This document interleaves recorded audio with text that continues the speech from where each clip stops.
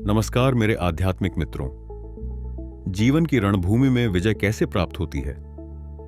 क्या केवल आवेश में आगे बढ़ जाने से, या क्षण भर रुककर स्वयं को और अपने परिवेश को भली भांति जान लेने से? वह कौन सी दृष्टि है जो हमें बताती है कि किस क्षण कर्म करना उचित है? कौन हमारे सच्चे साथी हैं और कौन शत्रु? किस स्थान पर हमारे प्रयास सफल होंगे? हमारे साधन क्या हैं और सीमाएं क्या? वास्तव में हम कौन हैं और हमारी वास्तविक शक्ति किसमें निहित है? यह कहानी है माधवगढ़ के युवा महाराज वीरेंद्र की, जिसे सिंहासन तो मिला पर शासन करने का विवेक नहीं। उसने अपनी यात्रा का आरंभ ठोकरों से किया, पर जब उसने अपने भीतर झांकना सीखा, बार बार स्वयं से यह प्रश्न पूछना सीखा, तब उसने न केवल अपने राज्य को बचाया बल्कि स्वयं को भी पाया। यह कथा आचार्य चाणक्य के उस गहन सूत्र को प्रकाशित करती है जो आत्मचिंतन और विवेक की शक्ति का रहस्य खोलता है। कह कालः कानि मित्राणि को देशः को व्ययागमो कश्चाहं का च में शक्तिरित्ति चिंतितम मुहुर्मुहु। अर्थात व्यक्ति को बार बार यह सोचना चाहिए, सही समय क्या है, मेरे मित्र कौन हैं, सही स्थान कौन सा है, मेरी आय और व्यय क्या है, मैं कौन हूं और मेरी शक्ति क्या है। यह कहानी आपके जीवन के हर निर्णय में आपका मार्गदर्शन करने वाली ज्योति बन सकती है। सरस्वती नदी के किनारे बसा माधवगढ़ एक छोटा परंतु कला और संस्कृति से समृद्ध राज्य था। महाराज धर्मपाल के आकस्मिक निधन के पश्चात उनके 20 वर्षीय पुत्र राजकुमार वीरेंद्र ने राज्य का भार संभाला। वीरेंद्र युवा था, ऊर्जा से परिपूर्ण था और अपनी प्रजा के लिए बहुत कुछ कर गुजरने की तीव्र इच्छा रखता था। उसने शास्त्रों का अध्ययन किया था, शस्त्र विद्या में भी निपुण था, पर उसमें अनुभव और आत्मचिंतन की कमी थी। वह हर निर्णय शीघ्रता से लेता था, अपने हृदय की सुनता था, पर परिस्थितियों का गहन विश्लेषण नहीं करता था। उसके पिता के वृद्ध और अत्यंत ज्ञानी महामंत्री आचार्य बोधन वीरेंद्र के इस उतावलेपन को लेकर चिंतित रहते थे। वे जानते थे कि राज्य केवल उत्साह से नहीं बल्कि विवेक और धैर्य से चलता है। माधवगढ़ की स्थिति नाजुक थी। राजकोष लगभग खाली था, पड़ोसी राज्य क्रूरकर्मा सीमा पर अपनी शक्ति बढ़ा रहा था और दरबार में चापलूसों का एक गुट धीरे धीरे अपना प्रभाव जमा रहा था। सिंहासन पर बैठते ही वीरेंद्र ने अपनी प्रजा का मन जीतने के लिए एक भव्य राज्याभिषेक महोत्सव की घोषणा कर दी। उसने सोचा कि इस उत्सव से प्रजा का मनोबल बढ़ेगा और पड़ोसी राज्यों पर उसका प्रभाव स्थापित होगा। उसने अपने कोषाध्यक्ष धनंजय को बुलाया, जो एक ईमानदार किंतु स्पष्टवादी व्यक्ति थे। महाराज, धनंजय ने विनम्रता से कहा, राजकोष की स्थिति अत्यंत चिंताजनक है। इस समय इतना भव्य आयोजन हमारे साधनों से परे है। हमें पहले अपनी आर्थिक स्थिति सुदृढ़ करनी चाहिए। परंतु दरबार में उपस्थित एक चतुर और चापलूस मंत्री दुर्मुख तुरंत बोल पड़ा, महाराज, कोषाध्यक्ष जी तो सदा ही चिंता करते हैं। अरे, नए राजा का उत्सव तो ऐसा होना चाहिए कि युगों तक याद रहे। यह प्रजा का मनोबल बढ़ाने का और शत्रुओं को हमारी शक्ति दिखाने का बिल्कुल सही समय है। आपकी जय जयकार होगी।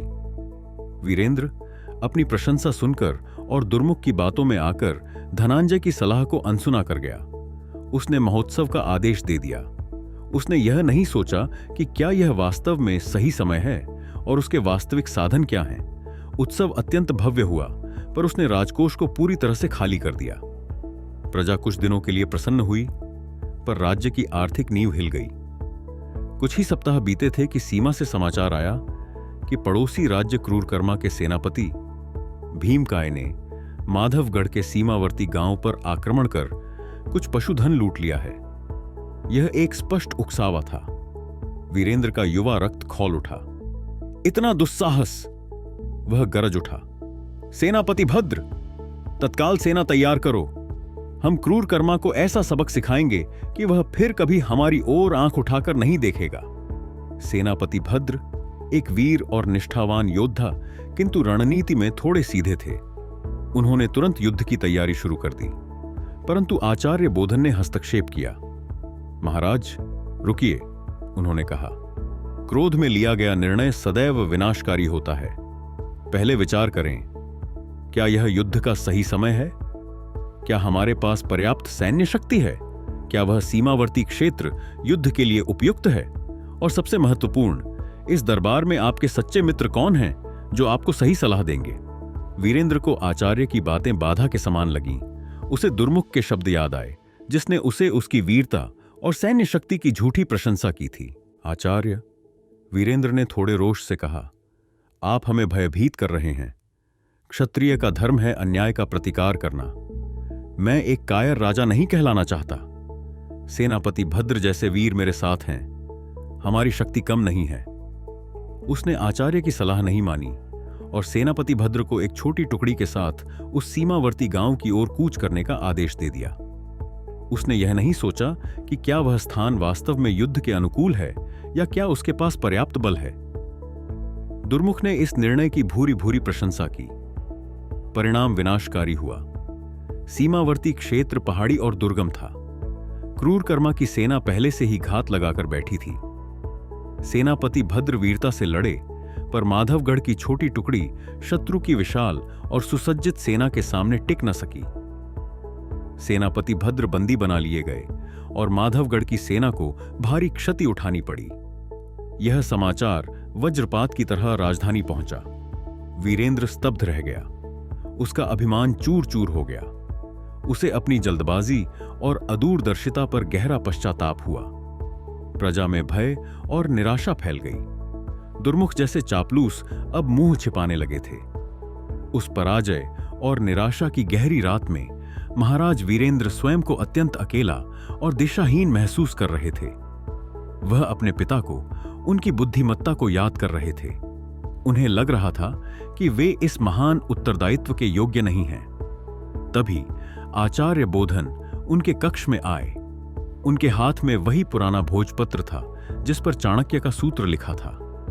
महाराज, आचार्य ने अत्यंत स्नेह और दृढ़ता से कहा, पराजित वह नहीं होता जो गिरता है। पराजित वह होता है जो गिरकर उठने का साहस खो देता है। आपने ठोकर खाई है क्योंकि आपने बिना देखे दौड़ने का प्रयास किया। अब समय है रुककर स्वयं को और अपने मार्ग को पहचानने का। उन्होंने वह भोजपत्र वीरेंद्र के सामने रख दिया। इस सूत्र को पढ़िए महाराज। इसे केवल पढ़िए नहीं, इसे अपने भीतर उतरने दीजिए। बार बार स्वयं से ये 6 प्रश्न पूछिए। उस रात महाराज वीरेंद्र उस सूत्र के साथ अकेले थे। उन्होंने महल के एकांत कक्ष में बैठकर आचार्य के निर्देशानुसार बार बार स्वयं से वे 6 प्रश्न पूछना आरंभ किया। ककाला, सही समय क्या है? उसने सोचा, महोत्सव का समय गलत था। राजकोष खाली था। युद्ध का समय गलत था। सेना तैयार नहीं थी। शत्रु घात लगाए बैठा था। मैंने हर कार्य गलत समय पर किया। कानी मित्राणी, मेरे मित्र कौन हैं? उसने सोचा।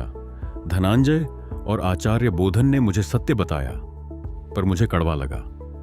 दुर्मुख ने मेरी प्रशंसा की, जो मुझे मीठी लगी, पर वह विष्ट थी।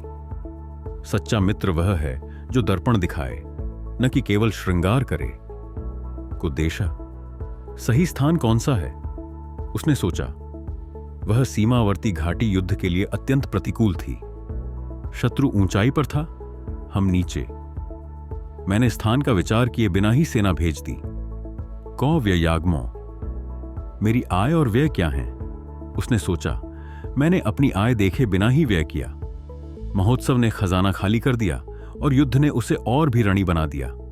मुझे अपने साधनों का ज्ञान ही नहीं था। कश्चाह, मैं कौन हूं? यह प्रश्न सबसे कठिन था। उसने सोचा, क्या मैं केवल एक अहंकारी, अधीर युवक हूं, या मैं सच में अपनी प्रजा का भला चाहने वाला राजा हूं? मैं अपने पिता की छाया मात्र हूं, या मेरा अपना कोई अस्तित्व है? मैं अपनी भावनाओं के आवेश में बह जाता हूं। कचा में शक्ति, मेरी शक्ति क्या है? उसने सोचा।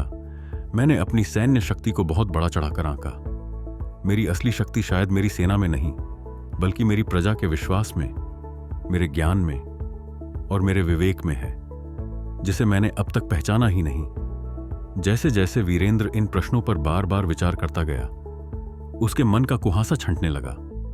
उसे अपनी भूलें, अपनी कमजोरियां और अपनी वास्तविक शक्तियां स्पष्ट दिखाई देने लगीं। उस आत्म मंथन की रात्रि ने एक अधीर राजकुमार को एक विचारशील राजा में बदलना शुरू कर दिया था। अगली सुबह जब महाराज वीरेंद्र राजसभा में आए तो उनके चेहरे पर एक नई शांति और दृढ़ता थी। उन्होंने सबसे पहले कोषाध्यक्ष धनंजय को बुलाया और राज्य की वास्तविक आर्थिक स्थिति का ब्यौरा पूरी सभा के समक्ष रखने को कहा। फिर उन्होंने जनता पर बिना बोझ डाले आय बढ़ाने और व्यय घटाने के उपायों पर चर्चा की। उन्होंने अनावश्यक खर्चों पर तत्काल रोक लगा दी। फिर उन्होंने दुर्मुख और उसके जैसे अन्य चापलूस दरबारियों को बुलाया। उन्होंने उनकी पिछली सलाहों और राज्य को हुए नुकसान का उल्लेख किया। उन्होंने दुर्मुख को उसके पद से हटा दिया और स्पष्ट कर दिया कि दरबार में अब केवल सत्य और योग्यता का ही सम्मान होगा। इसके बाद उन्होंने आचार्य बोधन को अपना प्रमुख सलाहकार नियुक्त किया और उनसे क्रूरकर्मा की चुनौती का सामना करने के लिए रणनीति बनाने का अनुरोध किया। आचार्य बोधन ने कहा, महाराज, शत्रु शक्तिशाली है और युद्ध का समय अभी भी हमारे अनुकूल नहीं है। हमारी शक्ति सैन्य बल में नहीं, कूटनीति में है। वीरेंद्र ने प्रश्न किया, मैं एक राजा हूं, मेरा धर्म युद्ध से पीछे हटना नहीं है। आचार्य ने उत्तर दिया, आपका धर्म युद्ध करना नहीं, प्रजा की रक्षा करना है, और रक्षा का मार्ग सदैव शस्त्रों से होकर नहीं गुजरता। आपकी वास्तविक शक्ति आपकी बुद्धि और आपके न्यायपूर्ण चरित्र में है। आचार्य ने सुझाव दिया कि वे सीधे क्रूरकर्मा से युद्ध करने के बजाय उसके असंतुष्ट सामंतों और पड़ोसी राज्यों से संपर्क करें जो स्वयं क्रूरकर्मा के अत्याचारों से पीड़ित थे। उन्होंने सही स्थान के रूप में कूटनीतिक संधियों और गुप्त समझौतों के क्षेत्र को चुना। महाराज वीरेंद्र ने इस बार धैर्य से काम लिया। उन्होंने आचार्य बोधन के मार्गदर्शन में गुप्त रूप से दूत भेजे। उन्होंने क्रूरकर्मा के असंतुष्ट सामंतों को स्वतंत्रता का वचन दिया और पड़ोसी राज्यों को आपसी सुरक्षा का आश्वासन दिया। उन्होंने सही समय की प्रतीक्षा की। जब क्रूरकर्मा ने माधवगढ़ को कमजोर समझकर एक बार फिर आक्रमण करने का प्रयास किया तो उसने पाया कि वह अकेला पड़ गया है। उसके अपने ही सामंतों ने विद्रोह कर दिया था और पड़ोसी राज्य माधवगढ़ की सहायता के लिए तैयार खड़े थे।